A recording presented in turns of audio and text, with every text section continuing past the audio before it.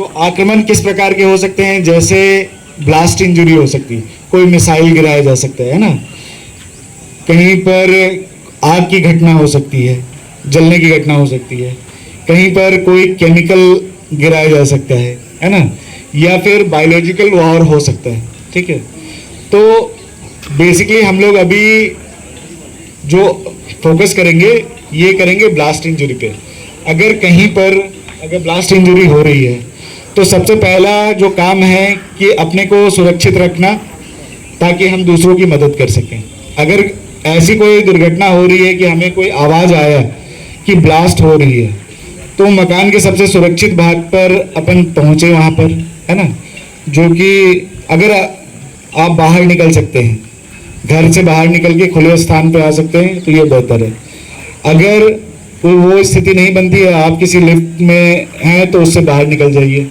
आपको स्टेयर्स के नीचे आना है। जनरली जो सीढ़ियाँ होती है ये एक मजबूत कंक्रीट से ढाली जाती है, तो ये एक मजबूत जगह होता है जहाँ पर आप छुप सकते हैं, है ना। या फिर आप आ सकते हैं बाथरूम, है ना, बाथरूम में भी काफ़ी कंक्रीट का इस्तेमाल होता है, तो ये भी एक मजबूत ढांचा होता है घर में अपेक्षाकृत, जहाँ पर आप शरण ले सकते हैं। तो ऐसी जगह आप पहुँचते हैं, मान लीजिए कोई इंजरी हो गई, किसी को ब्लास्ट से चोट आया, कोई पार्टिकल आया, ईंट के टुकड़े आए, पत्थर के टुकड़े आए, ये किसी प्रकार से हमारे शरीर में लगता है और एक घाव बना देता है। ठीक है, तो अगर वहाँ से खून आता है, ठीक है, तो खून को रोकना सबसे हमारी प्राथमिक उपचार होती है, क्योंकि अगर शरीर से खून का कंटिन्यूस अगर बहना अगर चालू रहेगा तो आदमी की मृत्यु हो जाएगी खून की कमी होने के कारण से। ठीक है, तो पहला काम है कि खून को रोकना। खून को कैसे रोका जा सकता है, जैसे एक सामान्य चोट है जिसमें आपको दिख रही है कि सिर्फ स्किन कटा है ना, मसल्स वगैरह नहीं कटे हैं, उनकी मांसपेशियां सुरक्षित है, हड्डियां सुरक्षित है ना, सिंपल सी ऐसी स्थिति बन रही है।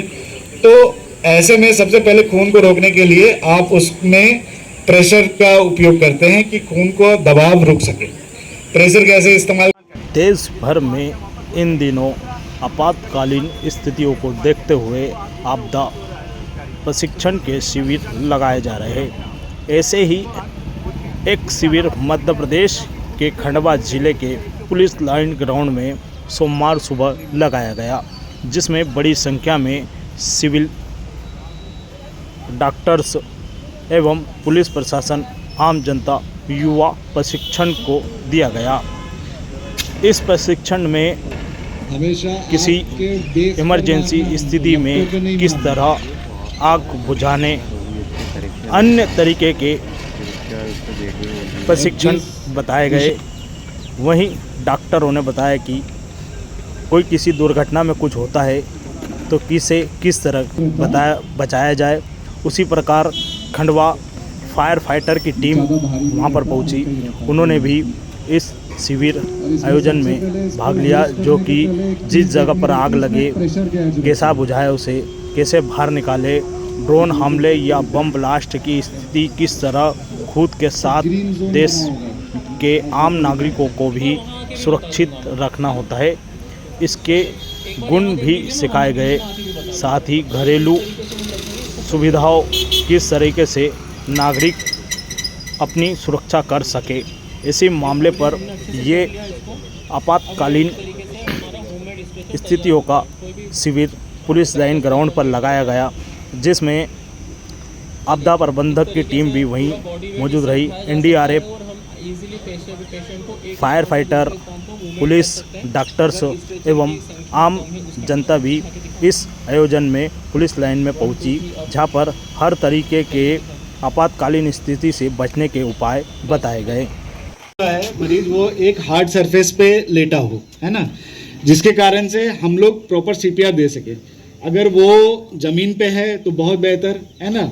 अगर किसी ऊंची जगह पे, मान लीजिए कोई बेड पे है, तो आपको उस जगह पोजीशन बनाना पड़ेगा। ठीक है, अब के किनारे में बेहोश है, मैंने ये देख लिया कि इनकी दिल की धड़कन नहीं चल रही है और इनकी सांसें नहीं चल रही है। अब हमें तुरंत स्टार्ट करना है सीपीआर।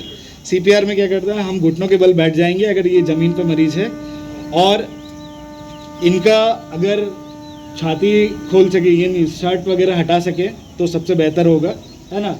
इनके शर्ट को हटा देंगे, अगर महिला है तो उनकी गरिमा को ध्यान रखते हुए थोड़ा साइड कर देंगे, है ना, ताकि अपना ये छाती की जो हड्डी होती है, स्टर्नम बोलते हैं, है ना, तो ये पूरी हड्डी अपने को दिख जाए। अगर वो दिख जाती है तो सबसे पहले वो आती होता है कि अपन ये जो छाती की हड्डी है इसको 3 भागों में विभाजित कर देंगे, अपर, मिडिल एंड लोअर।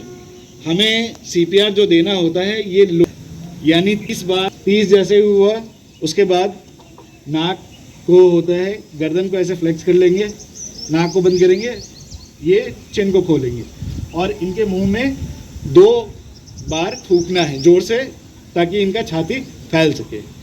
ये कंटिन्यूअस ऐसे हम लोग 5 साइकिल करेंगे, है ना, और 5 साइकिल के बाद फिर से कोशिश करेंगे कि इनका पल्स आ रहा है कि नहीं आ रहा है। अगर इस दौरान हमारे पास हेल्प आ गई, एम्बुलेंस आ गया, तो फिर हमें ये रोकना नहीं है, ये कंटिन्यू करना है तब तक जब तक वो हैंड ओवर नहीं ले लेते हैं। आप सबको ध्यान में आया? तो ये कंटिन्यू करते रहेंगे, वो है या नहीं, या उसके साथ आगे क्या करना चाहिए, किस तरह से उसका उपचार हम कर सकते हैं, किस प्रकार से उसका सहयोग कर सकते हैं, इस विषय में सारी जानकारी है। अगर जैसे हम एक सिनेरियो अज्यूम करते हैं कि हम कहीं से जा रहे हैं, कोई एक व्यक्ति गिरा हुआ रोड पे पड़ा हुआ है, कोई एक्सीडेंट नहीं हुई है, कोई ऐसी दुर्घटना नहीं दिख रही है कि कोई असामान्य सी बात लगे, तो अब हम सबसे पहले क्या करते हैं कि उस व्यक्ति के पास में जाते हैं, है ना, उन्हें आवाज लगाते हैं। पहले हो सकता है कि वो सो रहा हो, है ना, हो सकता है बेहोश हो गया, हो सकता है उसके शरीर में ग्लूकोज की मात्रा कम हो गई, तो उसको सबसे पहले हम लोग ध्यानपूर्वक देखते हैं कि उसकी सांसें चल रही है कि नहीं, उसका पल्स है कि नहीं। जैसे अगर हम उसको देख रहे हैं कि उसकी सांसें चल रही है ना, और उसका पल्स चेक करना होता है, जैसे महिला है, पुरुष है या बच्चा है ना, उसको पल्स चेक करने की हर किसी की जगह अलग अलग होती है। अगर एडल्ट है ना, वयस्क हैं, तो सबसे पहले हम लोग उसका पल्स चेक करते हैं। अपने गले के साइड में ये अपनी एक सीधी नली होती है जिसे विंड पाइप बोलते हैं।